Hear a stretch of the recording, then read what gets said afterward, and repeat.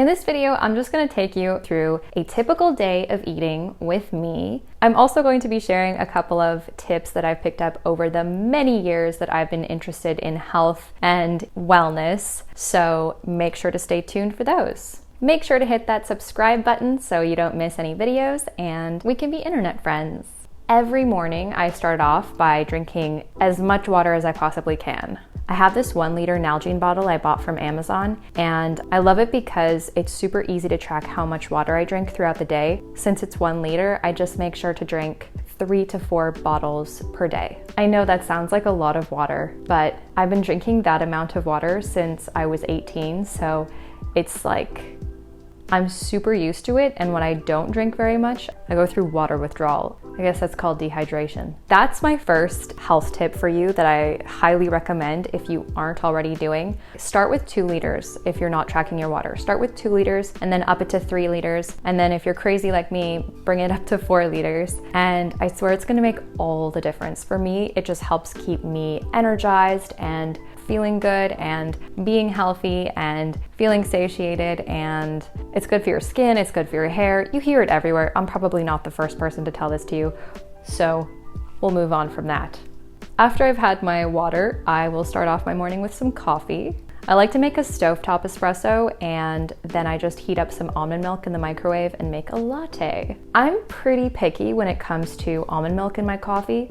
I've been drinking almond milk for like 10 years, but I find there are some brands that just taste so gross with coffee. So if you're in that boat, then I got you. I have tried literally pretty much every brand of almond milk, and here are the ones that I recommend. These almond milks have literally changed my life. They are so good in coffee. They honestly taste better than regular milk, in my opinion. And do take that with a grain of salt because I have been drinking almond milk for like 10 years. So I'll sip on this coffee for, I don't know, an hour or 2, and then I'll usually make a second one. Why not?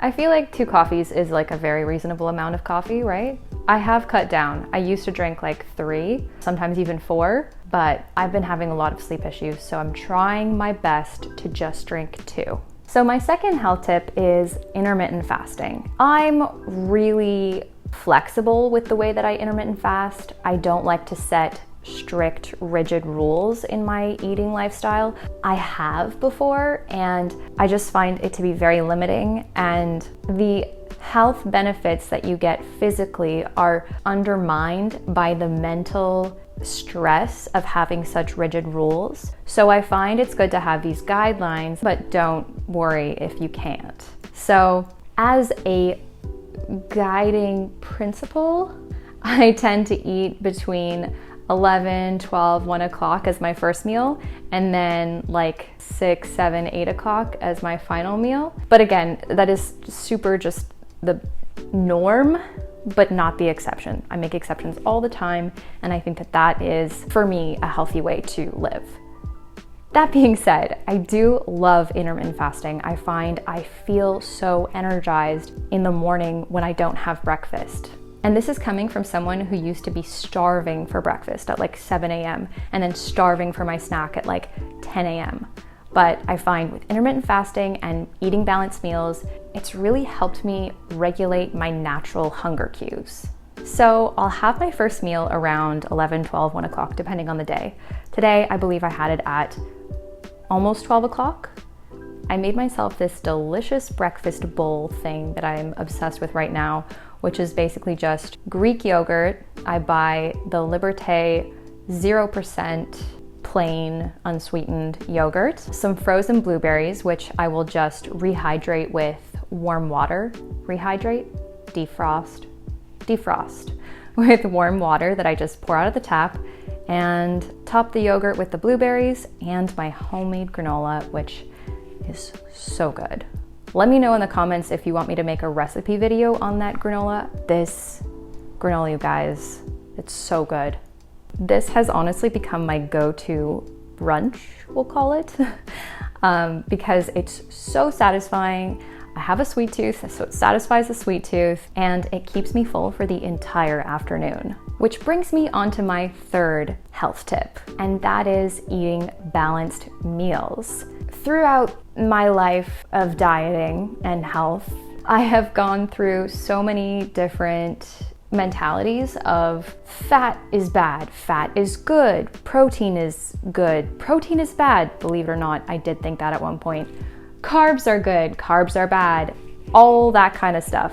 I ate them, I didn't eat them, I tried it all. And through that trial and error, I have discovered that I feel the best eating all of those things together in a balanced meal. I know, crazy, right?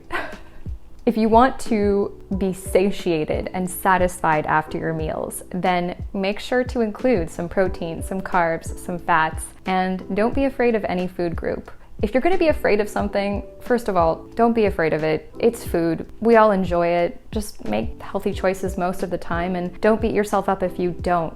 We all indulge. If you want to avoid something, then avoid processed foods. Don't avoid fats or carbs or protein. Just stick to healthy, whole foods and try to incorporate all of the macronutrients in your meals. And it just works better, in my opinion. Like, take for example, a piece of bread. So delicious, so wonderful, but you have that piece of bread and then you're still just as hungry as you were before. Take an egg, have that egg. Doesn't really fill you. It's like kind of filling, but like your stomach still has this like empty space in it, right? Take some avocado, have some avocado. I can eat so much guacamole, literally buckets of guacamole. Put all of those things together and you have a delicious piece of avocado toast. You've got your carbs, your fat, your protein, and what? You're satisfied.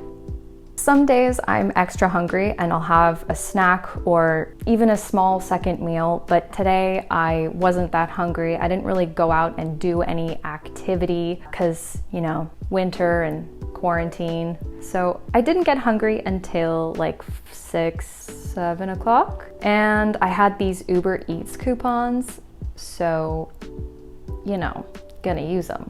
I ended up ordering from this restaurant in Montreal called Mandy's. If you're from Montreal, Mandy's. If you're not from Montreal, it's this super popular salad restaurant chain thing. I actually used to work at one of them back in the day. And that's when you know it's a good place, right? When you work there and you still like the food. So I ordered a custom salad. The one that I got consisted of arugula, mixed greens, kale, sweet potato, pomegranates, avocado, tofu, and then I got their tamari dressing, which is so good. And I was still a bit hungry afterwards, so for dessert I had this midday square. Basically it's like a protein, vegan, gluten-free, healthy bar thing. And it tastes like a brownie. It's amazing. I think they're also a Montreal-based company. So if you live in Canada or Montreal, check them out. They're so good. So I enjoyed my midday square with a nice cup of tea. And this is the tea that, I don't know if you've ever done moksha, or I guess they're called modo now, modo yoga. This is the tea that they serve. It's called Bengal Spice, and it's just this delicious chai spiced tea. My personal favorite for the winter. That is my what I eat in a day video. I hope that you found it helpful and entertaining, and maybe you got some cool ideas for health tips that you want to incorporate into your life or meals that you want to try. Please leave me a comment if you have any feedback or suggestions for me for new health tips I could try. I would love to hear them. And don't forget to like this video, subscribe, and I'll see you in the next one. Bye.